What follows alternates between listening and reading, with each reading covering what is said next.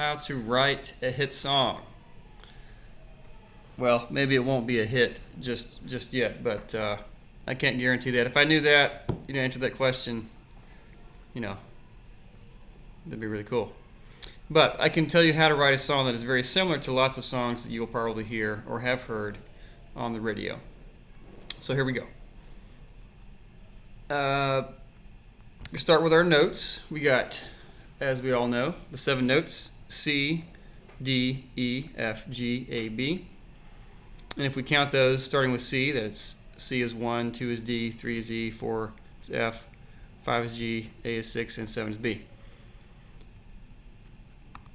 Now we're going to take the first, also known as the letter I, the fourth, in Roman numerals we write this IV, fourth, and fifth. So we got 1, 4, and 5, and that's the most common chord progression has those. Most common chord progressions have those in there, so we're going to use those. 1, 4, and 5. That would give you, of course, C, F, and G. Now we're going to combine the most basic chord progression. By the way, chord progression just means a series of chords in a certain order. I was talking about this to another class, and basically, so if you were to ask the question, what is life like? Is life like a straight line? It's pretty straight. Or is it like a circle? What do you think? You can actually pause the video and take about 5 seconds or 10 seconds or however many you need. I'll keep moving. So some people say, well, obviously it's straight because, yesterday was yesterday and tomorrow is tomorrow and today is today, and, I'm not in the same grade I was last year or, 3 years ago. We're moving up. I'm not the same height I was last year or even yesterday maybe. Things are changing all the time. I'm getting older. I'm getting taller. Then other people will say, well, what about the fact that, what season are we in right now? Right now, as this video is being made, we're in spring. Why do we even have a word for spring if spring was something that happened, in a regular cycle? So some people want to say that the universe, that life in the universe operates in a cyclical or a circle pattern. Which one is it? Well, let me say, I think it's a bit of both. So you've got something progressing, so it's going forward, but then it kind of makes a little loop there, so that you could say maybe the loop is rolling into the future. Make sense? All right. So you got the loop rolling into the future.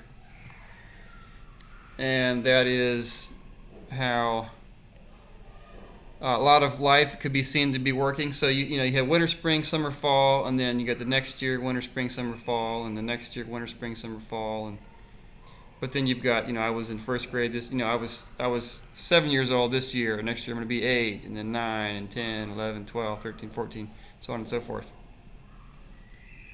All right, let's clear screen. That's very useful. All right.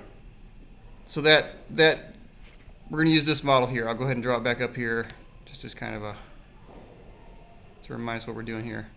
Kind of goes like that, and that's sort of how time moves. That is also how music moves.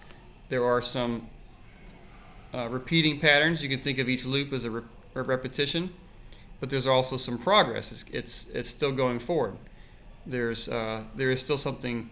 Things are changing. Now, different kinds of music have more or less of this going on. Some musics, the progressive genres like progressive rock or things like that, they tend to have less repetition in them. They're less predictable. Intentionally, they are designed to just keep going on. Ever changing, ever evolving, and don't really come back and revisit that many ideas again.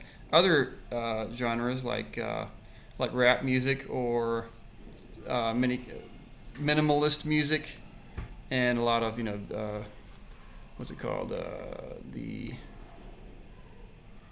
like world beat kind of stuff, incorporates a lot of repetition. So all that to say, let's clear the screen again, and go back to there we go. All right, now my mouse is working again.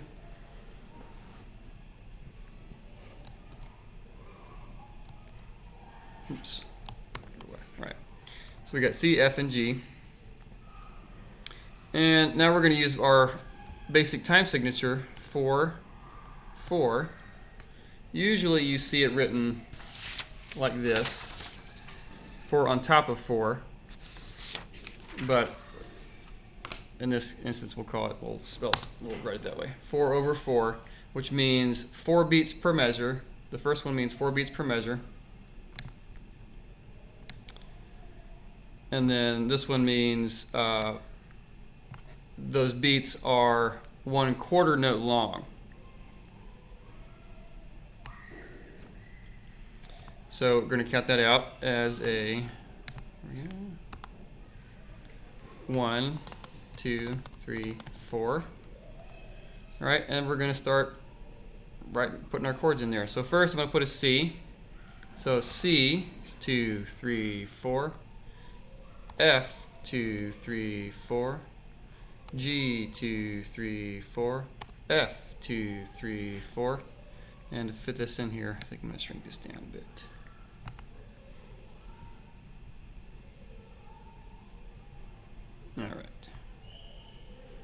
All right, so we got our 4, 4, 1, 2, 3, 4, C, 2, 3, 4, F, 2, 3, 4, G, 2, 3, 4, F, 2, 3, 4. If I were to write this a different way, you could think of it as you've got the 3 chords C, F, and G, and you're just going back and forth between them. So and you start with C, and then you go to F, and then you go to G, and you go back to F, and you go back to C, and you go back to F, and you go back to G. So that's another way that you could look at it if that helps you. In some cases, actually, I often think of it this way. So instead of just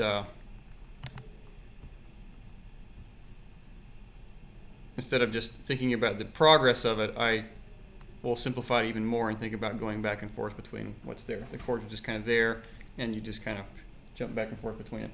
So if I were to play what I have here, my 1, 2, 3, 4, C, F, G, F, it would sound like this.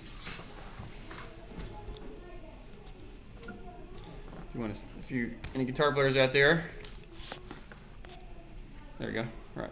So C, 2, 3, 4, F, 2, 3, 4, G, 2, 3, 4, F, 2, 3, 4.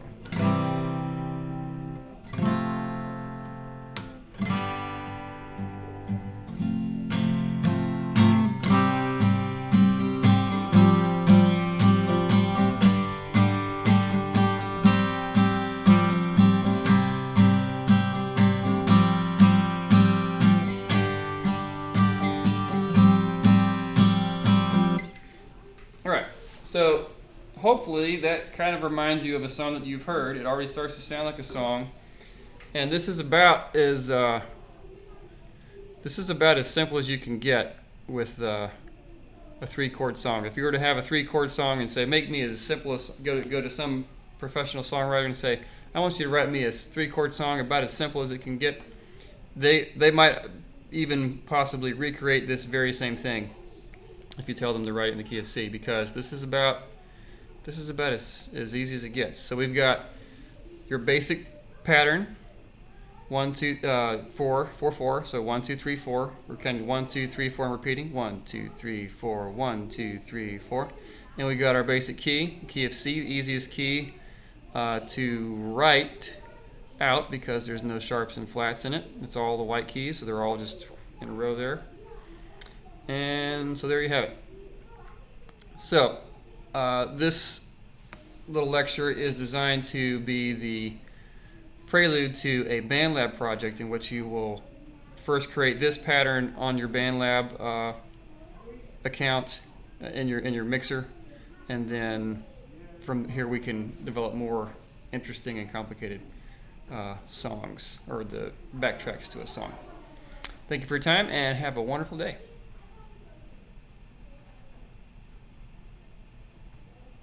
How do I turn this off?